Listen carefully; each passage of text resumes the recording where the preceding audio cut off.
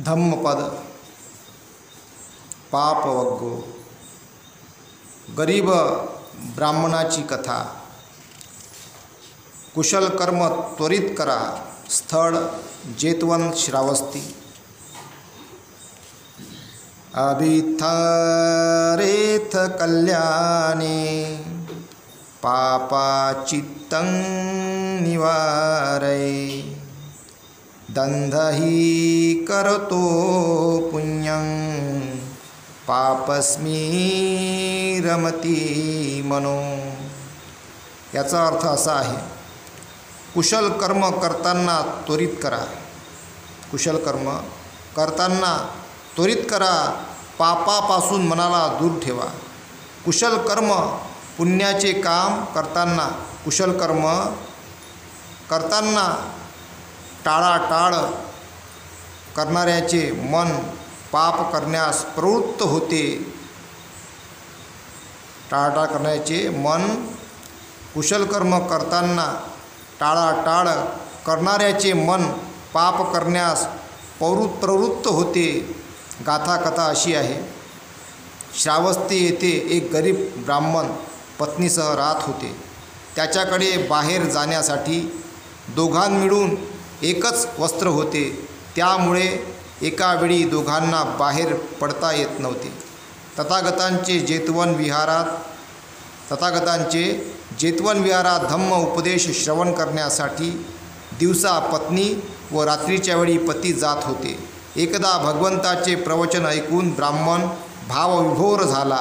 त्याच्या मनात आपल्याजवळ असणारे वस्त्र दान देण्याची तीव्र इच्छा निर्माण झाली। पण जर ते वस्त्र दिले तर पत्नीला विहारात येण्यासाठी वस्त्रच शिल्लक राहणार नाही, असा विचार आल्याने त्याचे मन डळमळीत झाले। रात्रभर विचार करून शेवटी तिसऱ्या प्रहरी वस्त्रदान देण्याचा दृढ निश्चय केला आणि दुसऱ्या दिवशी त्याने ते वस्त्र तथागतांना दान दिले आणि आनंदाने मी जिंकलो, मी जिंकलो, मी जिंकलो असे 3दा ओरडला। भगवंताचे प्रवचन ऐकण्यासाठी राजा प्रसेनजीत तेथे आले होते। राजा प्रसेनजीत तेथे आले होते। ब्राह्मणाचे मी जिंकलो हे वाक्य ऐकल्यावर त्याने काय जिंकले हे शोधून काढण्याचे शिपायांना सांगितले। तेव्हा त्या शिपायांनी ब्राह्मणाने एका वस्त्राचे दान दिले म्हणून मी जिंकलो असे म्हटल्याचे राजाला सांगितले। ब्राह्मणाची ती त्याग भावना पाहून राजाने त्याला एक नवे वस्त्र भेट म्हणून दिले। राजाकडून मिळालेले ते वस्त्र त्याने पुन्हा तथागतांना दान म्हणून अर्पण केले। त्यानंतर राजाने ब्राह्मणास प्रत्येक वेळी दुप्पट दान दिले व ते सर्व तथागतांना त्याने दानात अर्पण केले। शेवटी राजाने ब्राह्मणास 32 वस्त्र दान दिले। तेव्हा त्याने त्यातील स्वतःसाठी एक व पत्नीसाठी एक असे 2 वस्त्र काढून 30 वस्त्रे तथागतांना दान दिली। ब्राह्मणाचे औदार्य पाहून राजाने त्याला मौल्यवान 2 मखमली चादरी भेट म्हणून दिल्या। तेव्हा त्याने त्यातील एक चादर तथागतांना व एक चादर घरी नेऊन भिक्षूंना बसण्यासाठी त्याचा वापर करू लागला।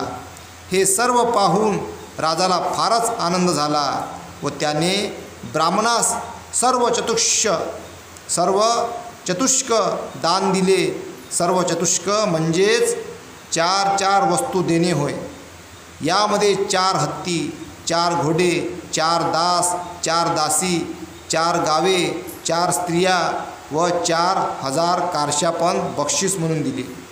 राजाकडून ब्राह्मणाला जे बक्षीस मिळाले ते पाहून इतर भिक्षूंना मोठे आश्चर्य वाटले। ब्राह्मणाने तर तथागतांना एकच वस्त्र दान दिले होते, परंतु त्याच्या बदल्यात राजाने त्याला 4 वस्तू दिल्या अशी चर्चा ते करीत होते।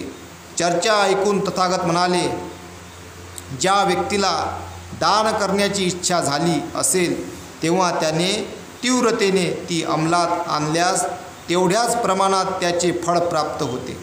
दानासारखे कुशल कर्म करण्यास विलंब करू नये। माणसाचे मन एवढे चंचल असते की ते लवकरच अकुशल कर्माकडे वळते आणि तो अकुशल कर्मातच आनंद मानतो. हे भिक्षूंना सांगत असताना तथागतांनी वरील गाथा म्हटली. तात्पर्य, चांगले कार्य करताना विलंब करू नये. वाईट कर्म करण्याचा विचारही मनात आणू नये. कुशल कर्माचे फळ नेहमी चांगलेच मिळते याचे सदैव स्मरण ठेवावे. कुशल कर्म करत राहा म्हणते, त्यानं चांगलंच होते, चांगलं फळ मिळते. हेच बोलता बोलता एक आता घटना आठवली मला आजचीच. एक मुलगी आली, ती भीक मागू राहिली होती बिचारी. ते समाजाने ते पारधी समाजाची होती. आली बिचारी उपाशी असन तर तिच्या आजूबाजूला ते थोडेसे इच्छक पोट्टे उभे होते. मी गेलो तिथं, अरे काय बाई म्हटलं. नाही म्हणे, मला तांदूळ काहीतरी पाहिजे म्हणे, धान्य वगैरे. मी म्हटलं तू तिला मग सांगितलं का मतीन भोसलेनं मला शाळा बांधलेली आहे मंगरूळचा वाडा, तोही त्याच समाजाचा आहे, ते जा म्हटलं बा तुझी तिथं सोय होऊन जाईल. तिला सांगितलं चांगला ॲड्रेस. तरी मग मी म्हटलं हिला म्हटलं बा धान्य देऊन टाका. आईला म्हटलं, तिला मग धान्य देऊन टाका. तिला म्हटलं तू जा इथून, थांबू नको जास्त. तर जे चांगलं मनात आलं ते आपण केलं पाहिजे. तर कुशल कर्म कधी वाया जात नाही. ते तुम्हाला कुठल्या ना कुठल्या रूपात परत येतेच. तुम्हाला वाटलं का हा व्यक्ती बा एखादा हे असत, मला वाटलं का हा दारू पेन, त्याला मग मी नाश्ता करत असतो. मला वाटलेलं पैसे देण्या दारू पेन, त्याला मी काय म्हणतो पैसे नाही देत, काही खाशीन तर चालतो बा. तर असं काहीतरी केलं पाहिजे. मग तो वाईट का असे ना, त्याला काहीतरी देण्याची भावना ही मनामध्ये असली पाहिजे. तर ते करत राहायला पाहिजे आपण. त्यानं आपलं जे एक तो बिंदू असते ना, तो अधिक चांगला बनते. नाही तर मग तो वाईट बनते पण. जर ते देण्याची भावना जर नाही ठेवली तर वाईट बनते. आज तिकडं पण गेलो आपल्या ठिकाणी, तिकडं पार्लेची बिस्किट घेऊन गेलो, आला डॉगी, तेले चारलं. दुसरं याला तेले चारलं, दिलं, मस्त वाटला, म्हणजे एकदम आनंद वाटला. तर समाधान वाटते, चांगलं वाटते. बाकी ते मग ते कसं असते माहिती आहे का, ते अदृश्य असते कुशल कर्म.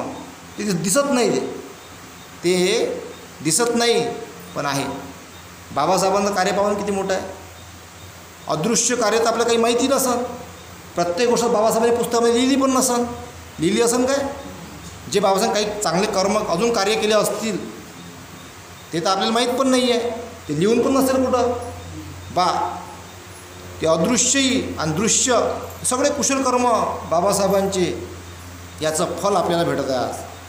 तू इतकं दिलं आम्हाला कधी सरावं, तुला देव म्हणावं की भीमराव म्हणावं. किती मस्त यार गीत बनलेलं आहे. आणि हिची वाढ होऊ राहिली, हे टिकून ठेवावं लागेल आपल्याला. संविधान आहे तर बाबासाहेब आहे, संविधान नाही तर बाबासाहेब नाही. बाबासाहेबांचं कर्तृत्व हे संविधानामुळे जिवंत आहे. संविधान नाही तर बाबासाहेबांचं सगळं कर्तृत्व हे संपून टाकते. हे लक्षात घ्या. मी जेवढा हे सांगतो ना, हे फार तळमळीनं सांगतो मी. बाबासाहेबांचं संविधान आहे म्हणून बाबासाहेबांचे विचार जिवंत आहे. विचारांना वाहणारे लोक जिवंत आहे. ते विचार सांगू शकतात. कशामुळे? संविधानामुळे.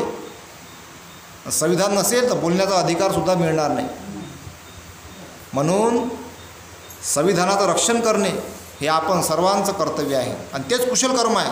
आणि हे आपण कराल अशी मी आशा बाळगतो आणि इथेच थांबतो. साधू साधू साधू.